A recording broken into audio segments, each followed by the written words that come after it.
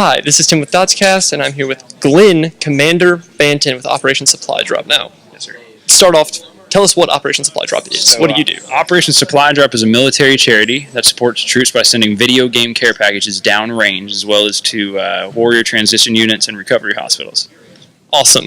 How long have you guys been doing this? We do it for this is our fourth year. We started late in 2010, and I would say we kind of hit our tipping point of really accelerating into I'd say a big charity last year into the beginning of this year, with thanks to a lot of our partners, including Rooster Teeth. Yeah, no, it's been awesome. And you had the Rooster Teeth had the huge stream for you guys. You guys were playing video games with them and all that stuff. It was awesome.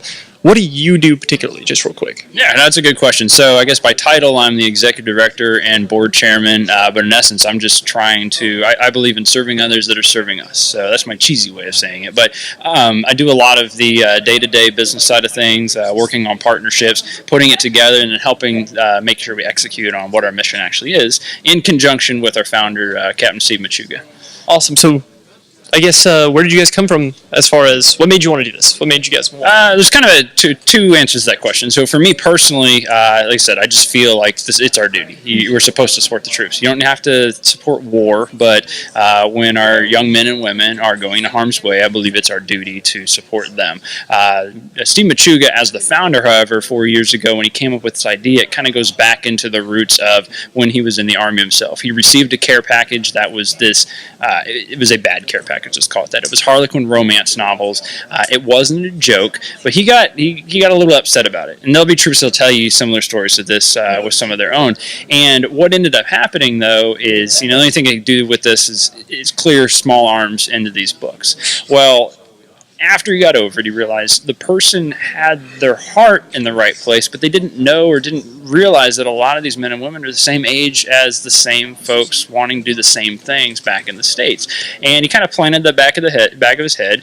He ended up getting out of the Army a few years later, had an opportunity to re-enlist. He chose not to, but his driver happened to. Now, in the meantime, he became part of a video game enthusiast site. He was the editor-in-chief and had a lot of contacts in gaming. His driver buddy said, hey, could you put together a care package for us of video games and send it downrange? That unofficially became the first supply drop. But once that one arrived down there, everybody saw it. Hey, where do I get that?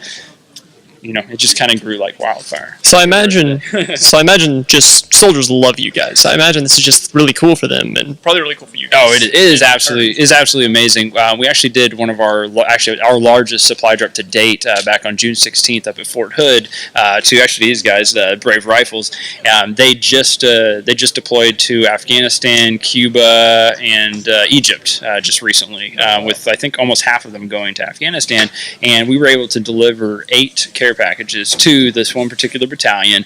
Every single one had a games case in it. All of them had Xboxes in them. They had about, let's say 15 games. We had Playtronics headsets. We had Gamer's Edge glasses, all these different super awesome things. And their minds were blown because aside from about, I'd say 3 or 4 of the 100+ men, none of them had any idea what's happening. I showed up. There's a bunch of boxes planted in front of them, and they're just freaking out. And so now they're sending us pictures of, we actually got one picture of them playing the system while flying in a C-130. I've never seen anything awesome. Cool. Yeah, it's amazing. Incredible. Yeah. And you also sent out your first Xbox One recently. Yes, we did. It was to some Special Forces, also downrange in Afghanistan.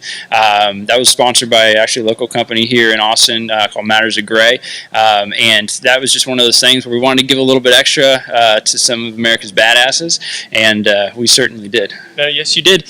Now, let's say I want to help. I want to give to Operation Supply Drop in any way possible.